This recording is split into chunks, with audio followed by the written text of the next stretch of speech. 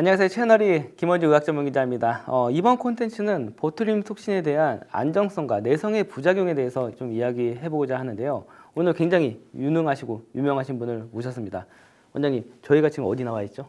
오늘 이 자리는요, 네. 멀찌 에스테틱스, 굉장히 유명한 글로벌 기업입니다. 네네네. 그 멀찌라는 기업에서 제오민이라는 보tulium 독소가 있고요.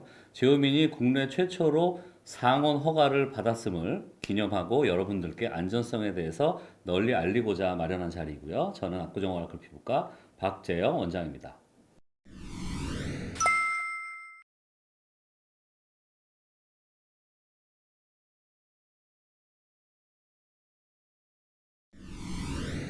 네, 원장님 저 항상 TV로만 보다가 이렇게 보니까 굉장히 영광스럽습니다. 저도 영광입니다. 오늘 보tulium 톡신에 대해서 얘기를 나눌 건데 보tulium 톡신이 대표적인 미용 시술 중 하나잖아요. 맞습니다.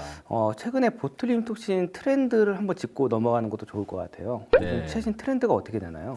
사실 보툴리눔 톡신은 뭐 굉장히 많이 해오던 시술인데요. 예전 트렌드라고 하면은 주로 이제 주름, 네. 소위 말하는 이제 이마, 미간, 눈가, 눈 주위의 주름을 보통 이제 주름을 펴는 시술로 이제 얘기가 됐었는데요. 대부분의 이제 대부분의 이제 여성분들이 중장년층, 네. 그리고 이제 사용하는 용량도 굉장히 저용량이었어요. 근데 이제는 트렌드가 조금씩 바뀌는 게 점점 더 젊은 층으로 이제 확대가 되고 있고 사용량도 좀 많아지고 있습니다. 예를 들어서 눈가 주름만 펴던 게 아니라 뭐 사각턱 보톡스 아니면 뭐 침샘 보톡스 여기 하관에 놓으면 한 달 후부터 이렇게 갸름해지거든요. 그뿐만 아니라 승모근 쇄골 주사라고 혹시 들어보셨나요? 승모근 주사라는 들어본 적이 있는 것 같아요. 네, 승모근 네. 주사가 쇄골 주사인데 네. 하게 되면 승모근을 이제 덜 쓰게 돼서 이완시키게 됩니다. 그럼 이거를 좀 낮춰주는 역할을 하는 거예요? 그렇죠. 근육이 덜 쓰게 되면은 이완시키게 되면 덜 쓰게 되면 볼륨이 줄게 되거든요. 네네. 이제 승모근이 조금 내려앉게 되면 목이 좀 길어 보이고 쇄골이 더 드러나는 소위 말하는 쇄골 주사. 특히 쇄골 이제 주사. 그 예비 신부님들이 많이 맞으세요. 웨딩 드레스, 네네. 어깨선을 드러내야 되기 때문에 쇄골 주사라던가 아니면은 그 종아리 주사. 종아리 주사 들어보셨죠? 네, 종아리를 이제 좀 얄쌍하게. 굉장히 많이 맞습니다. 약간 소위 말하는 닭다리처럼 이제 안쪽에 종아리 안쪽에 근육이 톡 튀어나오면은 좀 덜 이쁘다고 해서 굉장히 많이 맞으세요. 이게 젊은 층으로 점점 확산이 되고 문제는 이래 몸에 맞는 체형 이제 보툴리눔 독소가 사용량이 굉장히 많아지고 있다. 그래서 점점 더 연령이 낮아지고 사용량이 점점 더 많아지고 있다라는 게 최신 트렌드라고 보시면 될 것 같습니다. 이렇게 연령이 낮춰지다 보면은 뭐 시술도 주기적으로 받아야 되는 걸로 알고 있어요. 그렇죠, 맞습니다. 그러면 이제 항상 이제 따라오는 이제 태그가 이제 안정성, 내성, 내성의 안정성인데 이 내성의 안정성 도대체 무엇인가요? 보툴리눔 독소 내성 이거 굉장히 사실은 저희 병원에서도 많이 받는 질문인데 예를 들어 뭐 항생제 내성 이런 건 좀 많이 들어보셨죠? 네, 그래서 항생제 많이 먹지 마라. 그렇죠. 네. 맞습니다. 보툴리눔 독소 내성은 말 그대로 보툴리눔 독소 주름을 펴거나 아니면 치료 목적으로 보툴리눔 독소를 맞았는데 효과가 적거나 아예 없어지는 게 이제 보툴리눔 내성이라고 보시면 됩니다. 맞아도 그럼 아예 효과가 안 나타나는 건가요? 효과가 적어지거나 점점 적어지거나 종국에는 아예 없어지는 거죠. 없어진다라는 게 효과가 없다는 거죠. 없다. 예를 들어 주름을 펴러 갔는데 주름이 그대로 있고 종아리를 갸름해지려고 맞았는데 종아리가 그대로 있고 하는 게 이제 보툴리눔 독소 내성인 거죠.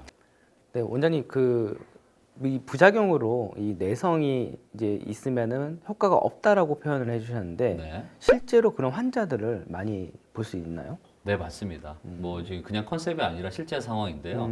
저희 환자 이제 보툴리눔 독소를 맞으러 오는 환자분들 중에 예를 들어 한 5%에서 10%는 이제 보툴리눔 독소 내성을 보이는 소위 말하는 약발이 좀 안 받거나 아예 안 받는 환자들이 좀 있거든요.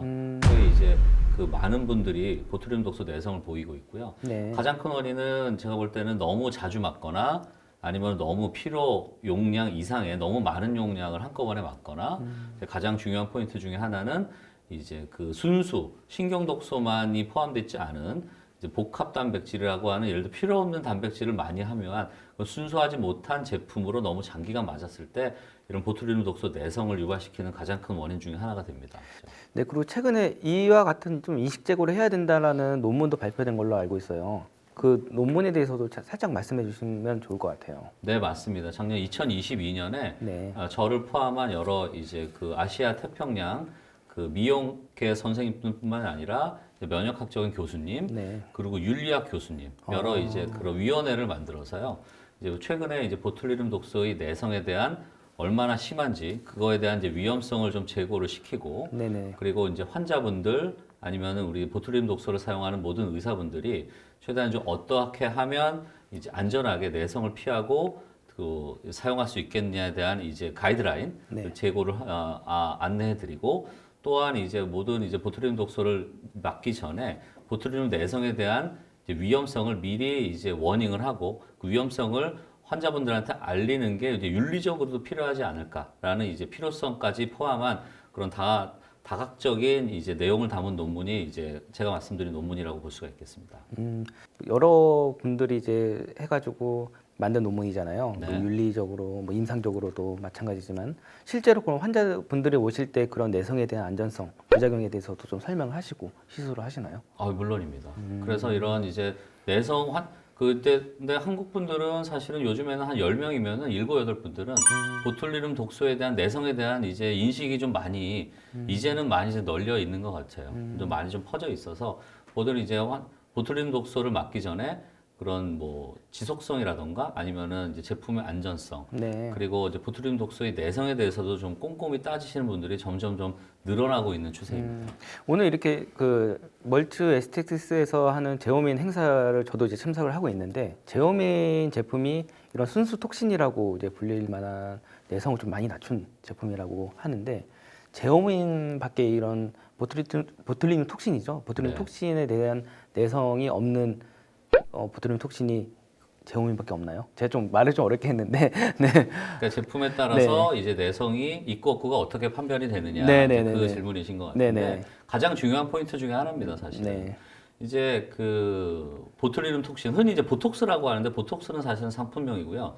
제대로 된 명칭이 이제 보툴리눔 독소 톡신이라고 톡신. 이제 보통 이제 줄여서 얘기하는데 그 톡신에는 여러 가지 제형이 있고요. 근데 우리가 이제 주 액션을 나타내려면은 신경 독소라고 하는 주 작용을 나타내는 포인트가 있고요. 네네. 그리고 이제 대부분의 제오민을 포함한 다른 모든 제품들은 신경 독소만 있는 게 아니라 이 복합 단백질이라고 하는 이런 거죽을 싸고 있는 쓸데없는 잡단백이 있거든요. 네. 이런 것들이 사실은 이제 요 신경 독소만 있으면은 전혀 문제는 없는데 복합 단백질이 있으면 요게 체내에 주입을 하게 되면 자기 체내는 이 복합 단백질을 이물질로 이제 인식을 하고 이거에 대한 항체를 만들게 됩니다. 네네네. 이거에 대한 항체를 만들게 되면은 이게 이제 신경 독소도 이제 작용을 못 하게 되는 내성의 가장 큰 원인이 되는 것이죠. 그래서 가장 중요한 포인트는 이제 내가 만든 제품이 신경 독소만을 포함한 제품이냐 아니면은 신경 독소에 쓸데없는 복합 단백질까지 함유하고 있는 제품이냐를 꼼꼼히 따지는 것이 가장 중요한 포인트라고 볼 수가 있겠습니다. 그래서 이제 제오민이 내성 발생이 적다, 가능성이 낮다라고 하는 게 아까 지금 말씀해 주신 순수 톡신으로만 이제 개발을 했다라고 해야 되나요? 아니면 정제를 했다라고 해야 그 되나요? 정제가 이제 정확한 표현이고요. 정제를 했다. 보툴리눔 독소는 아시다시피 이제 보툴리눔 균에서 추출한 생물학적 제제이기 때문에 굉장히 안전성이 중요한데 네. 똑같은 균에서 다 이제 모든 회사들이 만들기 시작을 하는데 타사 제품들은 이제 요 복합 단백질까지 정제를 못하고 그대를 출시한 반면에 이제 제오민 독일 멀츠사에서 만든 제오민은 이제 크로마토그래피라고 하는 특수한 이제 제조 공법이 있습니다. 네네네. 그게 이제 결론만 말씀드리면 이 복합 단백질이나 쓸데없는 잡단백을 완전히 제거하고 순수하게 액션을 나타내는 신경 독소만을 추출해내서 정제를 이제 깨끗이 한 거죠. 쉽게 말씀드리면. 그렇기 때문에 내성 이 가능성이 낮다라고 말씀하셨는데 내성이 없다라고 보시면 됩니다. 없다라고까지도 말씀. 예, 단 한 케이스도 아직 없었던 게 제오민만의 가장 큰 특징이라고 볼 수가 있겠습니다. 그리고 오늘 원장님 강의를 이렇게 쭉 들어보니까 제오민은 이제 상온에서 보관이 가능하다. 이렇게 말씀을 굉장히 강조를 하셨는데 이게 굉장히 큰 의미를 갖는 걸까요? 그렇죠. 이제 제오민이 오늘 이제 국내 최초로 상온 허가를 받았는데 네. 사실은 이 제오민은 이제 이제 미국에서는 예전부터 상온 허가를 받은 제품입니다. 이제 국내에서는 이제 처음 이제 상온 허가를 받았는데 이제 제오민 이외에 다른 제품들 있잖아요. 네네네. 미국 여러 가지 제품이나 아니면 유럽 제품, 이제 국내 다른 보툴리눔 독소 전부들은 이제 그 상온으로 보관할 수가 없고 무조건 2도에서 8도씩 네, 냉장 보관을 해야 냉장 됩니다. 또는 냉동 보관. 그렇죠. 네, 냉장이나 냉동 보관을 해야 되고 제오미는 상온 보관을 해야 되는데 음. 이게 굉장히 별거 아닌 것 같으면서도 큰 의미가 있는 게 항상 냉장 내지 냉동 보관을 한다는 얘기는 조금이라도 이동상의 문제가 있다거나 온도가 아. 좀 낮춰진다거나 높아진다거나 아니면 병원에서 보관할 때도 조금이라도 이제 온도가 높아지면은 제품에 이게 액션에 문제가 있을 수가 있다는 얘기죠. 네네. 그래서 상온 보관의 이런 이제 국내 최초 허가는 이제 제품의 안전성 면에서 굉장히 중요한 의미를 갖고 있다라고 볼 수가 있겠습니다. 이게 좀 타사 제품들도 살짝 언급을 해주셨는데 이 제오민 안정성 외에 다른 제품들이랑 차별화되는 특징이 뭐가 있을까요? 제오민만의? 네, 아까도 잠깐 말씀드렸지만은 이제 유일하게 국내 최초 상온 허가를 받았다는 게 굉장히 제품의 안전성을 반증하는 증거라고 볼 수가 있겠고요. 네. 그리고 가장 중요한 특징은 이제 그 액션을 나타내는 신경 독소만을 가지고 있는지 아니면 신경 독소에 이제 쓸데없는 액션을 나타내지 않고 오히려 내성의 원인이 되는 잡단백, 복합 단백질까지 함유하고 있는지가 가장 중요한 포인트라고 볼 수가 있겠고요. 또 이제 부형제라고 하는 우리가 제품을 안정화하기 위해서 부형제라고 하는 첨가 물질이 있는데 쉽게 네네네. 말해서 빵을 만들 때 이제 방부제를 넣잖아요. 아, 그렇죠. 네. 그거랑 비슷하더라. 완전히 다 이제 똑같지는 않지만 그거와 비슷하다라고 이제 이해하시면 쉽게 이해하실 수 있을 것 같은데 이제 모든 보tulinum 독소가 이제 부형제를 넣게 돼 있어요. 아, 근데 네네. 이제 제오민을 제외한 다른 제품들은 이제 소디움 클로라이드 NaCl이라고 하는 부형제를 넣고 이제 제오민은 수크로스 당 성분의 부형제를 넣는데 이게 또 큰 차이가 있습니다. 오. NaCl은 굉장히 안 좋은 역할을 하는 게 아까 주 역할을 하는 이제 그 신경 독소가 있다고 말씀드렸잖아요. 네네네. 얘가 이제 주 역할을 제대로 해줘야 되는데 이거를 안정화시키기 위해서 NaCl이라고 하는 부형제를 넣으면 우리가 예기치 않게 이런 이제 신경 독소가 액티브한 폼에서 인액티브, 불활성화된 폼으로 조금 변성이 되는 게 약 제품에 따라서 20 내지 30%가 발생을 하고 있다라고 합니다. 그러니까 쉽게 말씀드리면 타사 제품은 신경 독소가 100이면은 이 중에 30%는 제대로 액션을 하지 못하는 신경 독소가 있고 네. 이거는 제대로 액션을 하지 못하면서 이제 포딘 바리 머테리얼 이물 반응을 일으키기 때문에 이것도 이제 항체 형성, 내성의 원인이 될 수 있다는 얘기죠. 하지만 제오민은 이제 부형제로 NaCl, 소디움 클로라이드를 넣는 게 아니라 수크로스를 넣기 때문에 이런 오롯이 신경 독소만 있는 것뿐만이 아니라 100% 인액티브한 불활성화된 폼이 없는 100% 액티브한 폼만 가지고 있는 게 제오민의 가장 큰 장점이라고 볼 수가 있겠고 또 이런 차이점 때문에 아직 이제 수십 년 동안 수많은 나라에서 몇백만 케이스를 했지만 아직 이 내성이 단 한 케이스도 발현되지 않는 가장 큰 원인이라고 볼 수가 있겠죠. 그리고 제가 알기로는 이 적응증 면에서도 약간 차별성이 있다라고 좀 알고 있어요. 뭐 눈가나 이마나 이제 이 미간 쪽에 이제 적응증에서도 국내 유일하게 뭐 허가를 받고 있다 이렇게 알고 있는데 맞나요? 네, 맞습니다. 근데 대부분의 제품들은 뭐 미간이면 미간, 뭐 이마면 이마 이렇게 한두 부위에 이제 허가를 받은 제품인데 국내에서 MFDS 이제 보통 이제 이마, 미간, 눈가 세 부위를 맞거든요. 왜 세 부위를 맞냐면은 얼굴 근육은 이렇게 시소처럼 평형을 이루고 있어요. 네. 근데 쫙 평형을 이루고 있는데 하나만 힘을 빼놓으면 옆에 있는 근육이 더 힘을 더 세게 받거든요. 그러니까 예를 들어서 미간만 힘을 빼놓으면 이마 주름이 더 세지고 눈가만 놓으면 눈 밑 주름이 더 세지고 뭐 이런 식이죠. 네네. 그래서 보통 이제 조화로운 결과를 위해서는 이마, 미간 세 부위를 같이 맞게 되는데 오롯이 이제 제오민만이 이제 이마, 미간, 눈가 세 부위를 모두 허가를 받은 제품이 이제 제오민의 특징이라고 볼 수가 있겠습니다. 적응증을 보유하고 있다. 아, 그렇죠. 네, 그렇게 알고 있으면 될 것 같습니다. 그러면 이제 마지막으로 이 영상을 보시면서 아, 나도 보tulinum 톡신을 한번 맞아 봐야 되겠다라고 하시는 분들이 있을 거예요. 이 보tulinum 톡신을 고려할 때, 시술을 고려할 때 좀 어떤 거를 좀 소비자 입장에서 좀 고려를 해야 될지 팁을 주시면 어떤 게 있을까요? 네. 물론 이제 그 경험이 많은 임상의를 만나는 게 제일 중요하겠죠.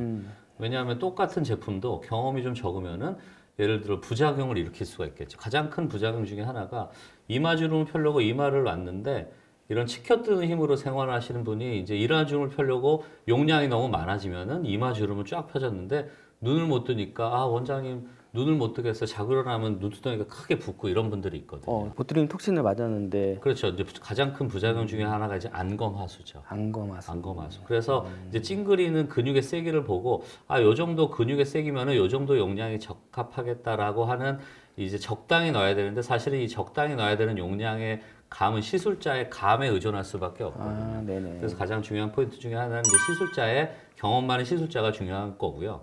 두 번째로 중요한 것은 이제 어떠한 제품을 사용하느냐가 중요할 텐데 네네. 그렇겠죠. 어떠한 제품은 아까도 말씀드렸지만은 특히나 이제 젊은 이제 나이가 어린 분들이 뭐 장기간 맞아야 되거나 아니면은 이제 얼굴뿐만이 아니라 뭐 종아리라던가 체형이라던가 이제 누적 용량이 많은 부위를 맞기를 원하실 때는 반드시 제품의 특성 아까 말씀드렸던 이제 부역물도 소디움 클로라이드를 사용하지 않는 수크로즈를 쓴다던가 아니면은 복합 단백질이 포함하지 않는 순수 톡식만을 포함한 제품을 쓰는 게 가장 이제 중요한 포인트라고 볼 수가 있겠습니다. 네, 원장님 이렇게 오늘 보트림 톡신에 대한 그 내성에 대한 안정성에 대해 콘텐츠를 좀 진행을 해봤는데 마지막으로 좀 나머지 말씀을 좀 하실 게 있을까요? 네네. 마지막으로 우리 이제 여러분 시청자분들을 위해서 말씀드리고 싶은 거는 이제 제품의 선택도 중요하고 아까 이제 경험 많은 시술자를 만나는 것도 중요하다고 말씀드렸는데 그냥 너무 자주 맞으면 또 안 좋거든요.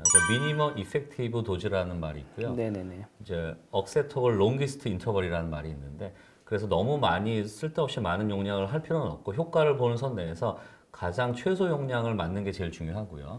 너무 자주 맞는 것도 안 좋습니다. 조금 풀리기 시작하면은 뭐 한두 달 있다가 또 놔주세요 이런 분들이 간혹 계신데 네네. 그건 사실은 우리 선생님들이 잘 인터벌을 지켜야 돼서 최소한 석 달 내지 네 달 정도의 인터벌은 지키는 게 좋고 저는 한 1년에 두 번, 6개월에 한 번만 맞으라고 저는 말씀드리거든요. 네. 그 두 가지를 지키는 게 중요할 것 같고 저 가면 가다가 이제 난 똑같은 용량을 맞았는데도 효과가 조금씩 떨어진다. 아니면은 이제 그 듀레이션이 좀 떨어지고 조금 더 똑같은 효과를 위해서 조금 더 많은 용량이 필요하다라고 느낄 때는 내가 지금 내성, 항체가 조금 생기지 않나라고 한 번쯤은 의심해 보는 것도 굉장히 필요한 포인트 중에 하나라고 생각합니다. 네. 오늘 원장님 말씀 너무 감사합니다. 저도 되게 이해하기 쉽게 잘 설명해 주셔가지고 좀 굉장히 좋은 콘텐츠가 될 것 같아요. 저희 끝인사가 건강하세요 이거거든요. 제가 하나 둘 하면 한번 건강하세요 한 번만 해주세요. 알겠습니다. 자 하나 둘 건강하세요. 건강하세요.